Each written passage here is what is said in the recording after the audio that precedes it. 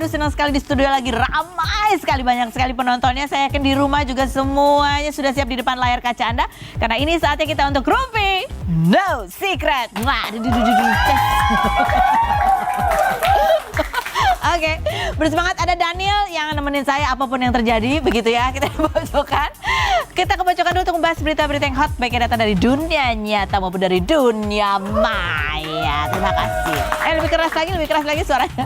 Oke, apa yang lagi ramai ini dari kemarin sih sebenarnya ramai yang menjadi highlight kita di dunia maya, tepatnya ya. Orang banyak mengkritisi konten-konten Mbak Imong gitu. Setelah kemarin konten yang dia datang ke musibah kebakaran, kemudian ada warga yang menjelaskan bahwa warga protes gitu, Mbak Imong cuma datang doang gitu kan, segala macam. Kali ini adalah konten dia tentang seorang anak yang videonya viral ketika dia rambutnya disisirin sama gurunya untuk membersihkan kutu gitu ya di rambutnya gitu ya. Ini ada berita nyampe soal istilah ada musibah, di situ muncul konten Mbak Imong gitu. Gitu ya. Kita lihat ini postingannya Mbak Imong seperti apa sih gitu ya. Jadi memang pada saat video itu viral, video ada ibu guru menyisiri muridnya membersihkan kutu di rambut, begitu diselirit ya namanya ya. Siapa yang dulu pernah kutuan, jujur? Oh iya. Aku juga pernah dulu. Kalau aku langsung dipotong rambutnya habis gitu ya. Ini dia bilang gini, ternyata ibunya Tamara. Jadi dia pada saat video itu muncul, dia tuh sempat nyari di Instagramnya, ini siapa sih gitu. Tolong dong kasih tahu siapa yang bisa memberi informasi karena Mbak Imo datang. Terus akhirnya dia datang benar, terus dia menginfokan lagi. Ternyata ibunya Tamara tuh anak itu ya, bekerja sebagai pemulung. Tamara ditinggal ayahnya ketika ibunya masih mengandung. Alhamdulillah saya bisa datang dan berkenalan langsung dengan seorang pekerja keras yang dengan tangannya bisa menafkahkan Tamara dan kakeknya begitu ya. Nah ini cuman yang menjadi sorotan netizen adalah ya iya sih baik memang Baim mendatangi Tamara. Tetapi dari satu video viral itu Baim bisa membuat 4 video di YouTube channelnya begitu ya, dengan judul, dan ini coba kita lihat itu viewersnya ya. Ini ya ada 412.000, 679.000, ini hampir 1.938.000 dan ada 4 kan, 1, 2, 3, satu lagi mana? Oh ini ya 509.000 begitu ya. Ini ada 1, 2, 3, 4 video gitu ya. Nah terus ini yang membuat netizen tuh jadi berkomentar, oh Baim tuh datang memberi bantuan tapi dari AdSense-nya dapatnya berapa begitu kan gitu. Coba salah satunya kita lihat komentar-komentar netizen, bunyinya adalah, aduh kecil amat itu bisa. Ini ya dari TXT dari media. Kecanduan narkoba? No. Kecanduan konten orang susah? Yes gitu. Itu dengan gambar adalah Mbak Imong. Lain berikutnya komentarnya apa lagi? Padahal si Ade ini butuh obat kutu bukan sepeda lipat gitu. Karena ada kontennya bu gurunya yang bikin video itu memberi informasi juga di TikToknya gitu ya. Bahwa si Ade itu dapat sepeda lipat karena memang itu yang menjadi cita-citanya. Terus ibu guru dapat apa? Emas. Dapat hadiah lah dari Mbak Imong ya. Yang berikutnya coba kita lihat lagi. Kepalanya jangan lupa diobatin sampai benar-benar sembuh bosku, biar kutunya nggak balik lagi. Jangan cuma ditengokin doang, katanya gitu. Lanjut berikutnya. Di mana ada viral, di situ ada AdSense. Itu yang namanya riding the waves, you know. Kalau lagi ada yang rame diomongkan, ya itu banyak yang pansos di situ, pansos. Oh itu dari hati yang paling dalam. Oke lanjut. Di mana yang viral, disitulah Baim berada gitu. Ada lagi? Mana lagi? Gurunya aja kagak mau nyebarin privacy adeknya. Ini juga menjadi sorotan ya. Mukanya pun nggak ditunjukin. Nih orang niat banget ya ngubek-ngubek. Kasian nih adeknya, bisa aja diomongin soal kutunya terus sampai gede begitu ya. Tapi memang sih kalau menurut aku, kalau zaman masih kecil itu terutama anak-anak yang kutuan itu adalah anak-anak dengan stigma gitu kan. Jangan dekat, nanti ketularan gitu ya. Apalagi kalau ibunya ini anak yang kutuan masih tetap masuk ke sekolah sehingga dia menularin teman-temannya. Karena kutu itu susah hilangnya. Ini dari ungkapan dari hati dari ibu yang paling dalam. Apalagi kalau emang satu kelas itu nggak diobatin bebarengan. Jadi ya ini sembuh, ini belum. Begitulah. Itu aduh ribet banget tuh ya, gitu ya. Tapi di antara ini semua juga ada yang membela Baim gitu ya. Kayak sekarang kita udah ada di zaman dimana kebaikan dianggap jelek ya. Masalah ikhlas atau enggak kan urusan dia sama Tuhan. Tuhan tulisannya T-nya gede ya kan. Kenapa dipermasalahin? Justru konten dia makin mendorong orang-orang buat terinspirasi ngelakuin kebaikan. Ya buat yang bisa ambil positifnya aja sih begitu ya. Tapi mungkin ini juga ada bisa jadi masukan juga ya masalah privasi anak itu tadi gitu kan. Ya kita kan nggak pernah tahu ke depannya. Mungkin Baim pernah kutuan juga gak sih? Iya kan malu ya. Malu gak sih? Malu, aku aja rambutnya panjang. Ada tuh. Oh langsung dipotong pendek gitu ya. Ngomongnya mah tren, padahal mah oke, baik. Ya berikutnya kita, ini ada berita update terbaru, begitu ya. Coba kita lihat artikelnya. Ini berita duka ya. Ressa Gunawan, suami Dilestari, meninggal dunia. Ini kabar baru saja siang tadi, begitu ya. Ada artikelnya di pukul 11 siang tadi, hampir jam 12 kurang 7 menit, gitu ya. Suami dari penyanyi penulis Dilestari ini meninggal dunia dan akan disemayamkan di BSD City Tangsel. 4 hari yang lalu gitu Dewi Lestari sempat memberikan update bahwa sang suami memang tengah menjalani proses pengobatan akibat stroke dan pendarahan begitu yang dan sudah 1 bulan 1 minggu dirawat. Nah ini berita duka ini juga bisa kita lihat dari postingannya Sarena Delon. Ini adalah adik dari mendiang Ressa Gunawan, hanya layar hitam saja. Kemudian ada beberapa artis juga yang memberikan ucapan bela sungkawa begitu ya. Kemudian ada juga Andin gitu, karena mendiang Ressa Gunawan ini adalah seorang praktisi healer holistik gitu ya. Pokoknya tentang yang healthy living begitu, pengobatan secara natural seperti itu juga, dan banyak juga ini artis-artis yang menjadi murid istilahnya gitu ya. Banyak yang menyebutnya adalah guru begitu. Kami atas nama seluruh kerabat Rumpi Nosigrat mengucapkan turut berbela sungkawa. Semoga mendiang Ressa Gunawan segala amal ibadahnya diterima Allah Subhanahu wa taala. Baik, kita langsung menuju ke bintang tamu kita yang pertama. Ada Amalia Fujiawati. Ini yang kemarin akhirnya untuk kedua kalinya nih pengadilan memutuskan bahwa 2 anak Amalia ini adalah secara gugatan asal-usul memang anaknya Bambang Pamungkas ya. Dan dari yang tadinya putusan sudah di bulan Desember nafkah 7 juta karena kemudian pihak Bambang Pamungkas naik kasasi, diputuskan akhirnya masih sama, ditolak kasasinya, malah dinaikkan harus menafkahi sebesar 10 juta rupiah. Setelah putusan ini apakah sudah ada komunikasi lagi? Kita lihat profil Amalia Fujiawati berikut ini. Amalia Fujiawati, perempuan berusia 38 tahun yang mengaku pernah menikah siri dengan pesepak bola Bambang Pamungkas pada 2018 dan dikaruniai 2 anak namun bercerai pada 2020 ini, menggugat Bambang pada 18 Maret 2021 atas hak asal-usul anak. Namun gugatannya ditolak pada September 2021 hingga Amalia mengajukan banding dan dikabulkan pada 24 November 2021. Dengan hasil, kedua anak Amalia adalah anak kandung Bambang yang wajib dinafkahi sebesar 7 juta per bulan. 19 Agustus lalu, Mahkamah Agung menolak kasasi yang diajukan Bambang dan nafkah yang harus dibayarnya bertambah menjadi 10 juta. Juni lalu, Jen Abel, putri sulung Bambang, dan mendiang Olga Arcangela yang dimasukkan ke kartu keluarga Amalia setelah Abel mengaku dikeluarkan dari kartu keluarga ayahnya, memposting story yang membuat netizen khawatir karena mengucapkan terima kasih dan permintaan maaf. Bagaimana tanggapan Amalia terhadap postingan Tribuana Tunggadewi, istri Bambang, yang menyebut soal orang yang ingin mencuri kehidupannya? Dan benarkah hubungannya dengan Abel merenggang? Saksikan kisah selengkapnya hanya di Rumpi No Secret. Oke, kita sudah bersama dengan Mbak Amalia Fujiawati.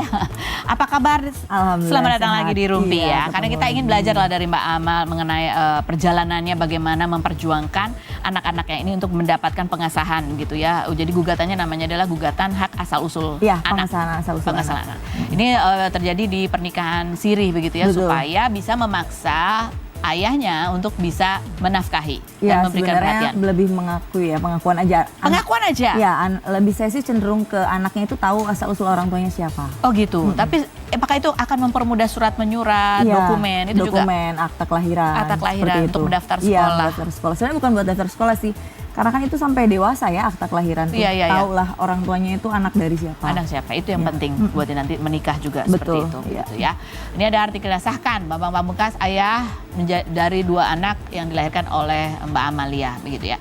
Ini sebenarnya gugatan hak asal usul anak itu sudah dikabulkan oleh pengadilan di Desember Iya, tahun lalu November ya.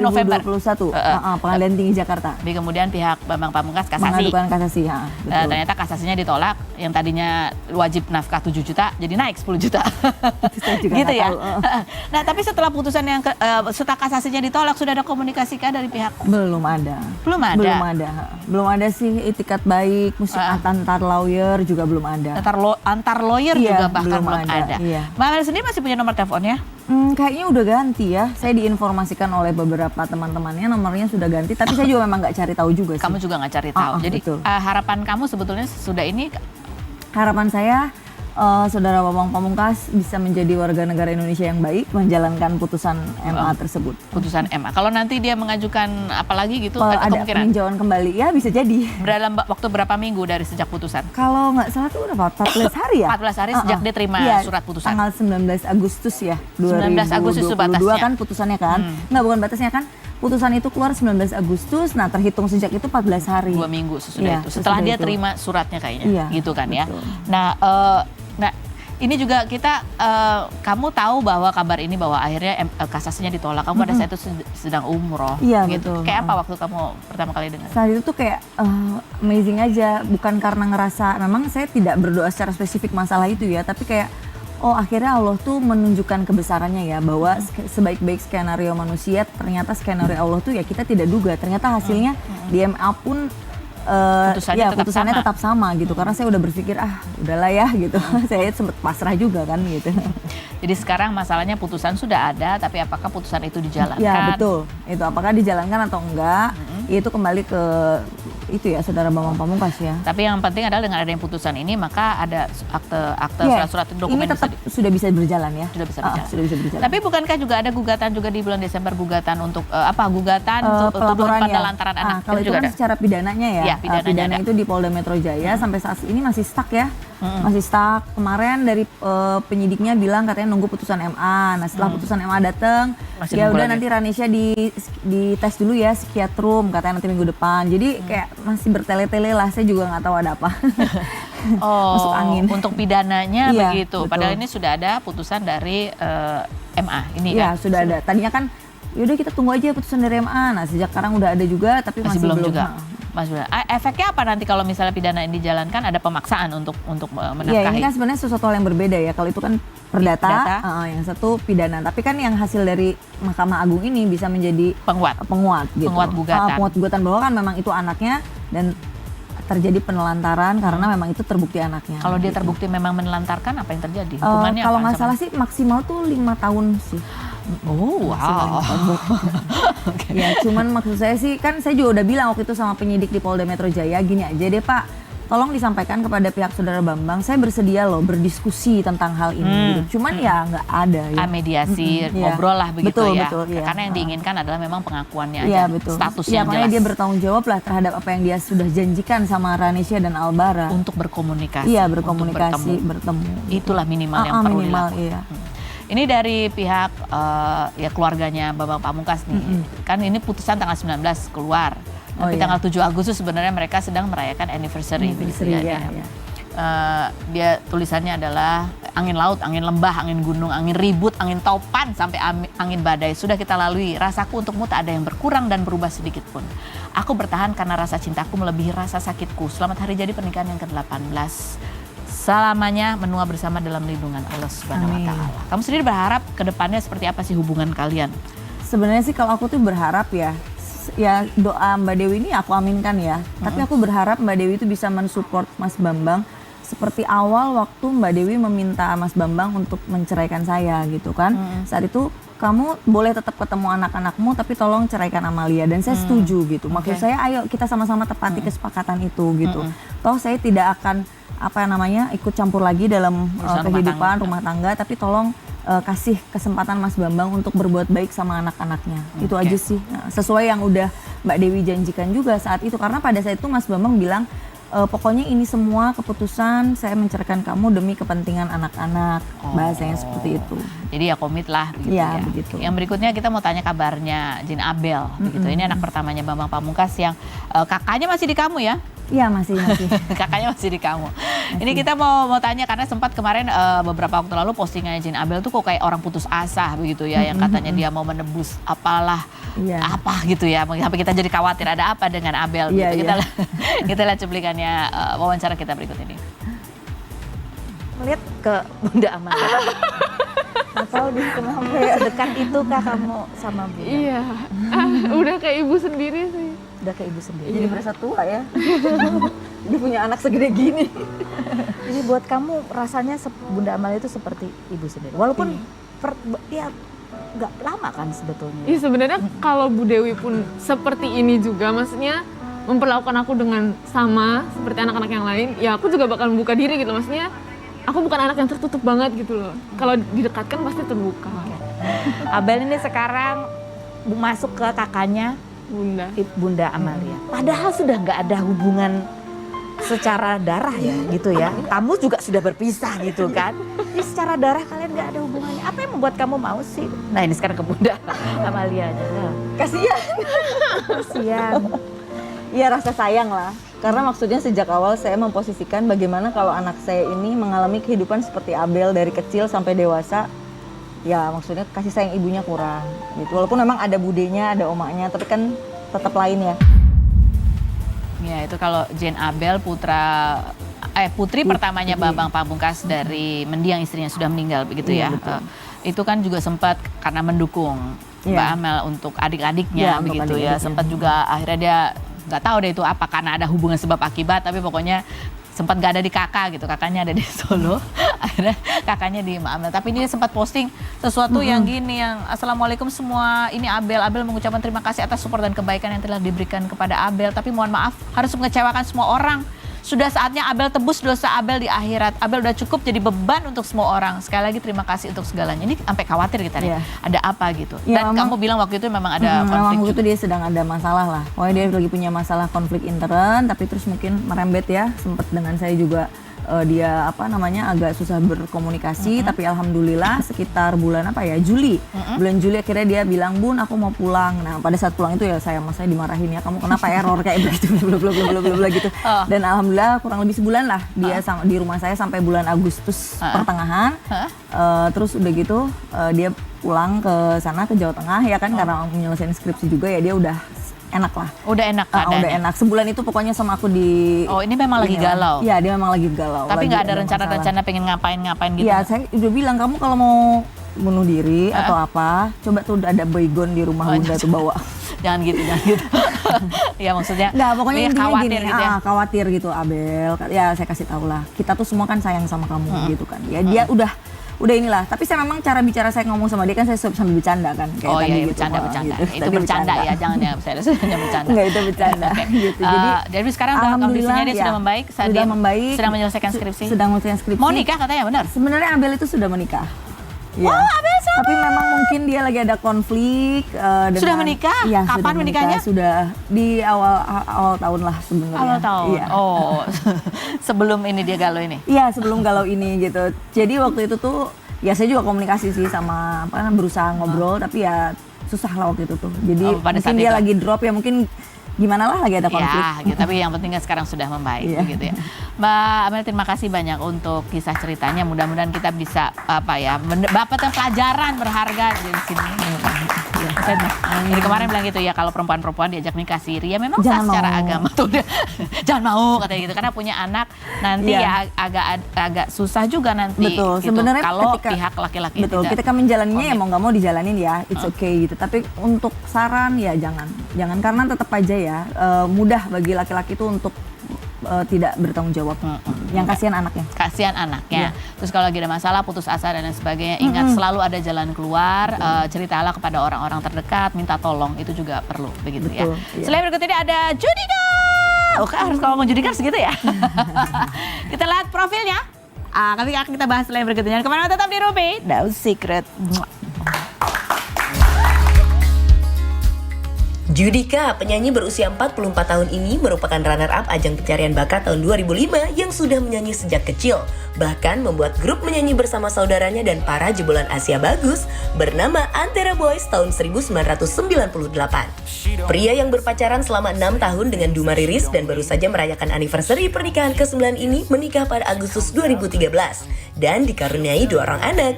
Judika yang sebelumnya sempat tidak direstui orang tua Duma karena masa depan karir bernyanyi yang diragukan, kini menjadi produser Death Entertainment, sebuah label rekaman yang ia buat bersama Duma dan sudah memiliki penyanyi bernama Nanda Anugrah Pratama. Seperti apa cerita Judika yang sedang produktif merilis lagu? Benarkah Judika sudah tidak sesemangat dulu dalam menciptakan lagu seperti saat ia belum menikah? Dan benarkah pula Judika suka membuat Duma marah karena menjemput anak pulang sekolah naik motor dan membeli motor tanpa seizin Duma? Saksikan kisah selengkapnya hanya di Rumpi No Secret. She don't like the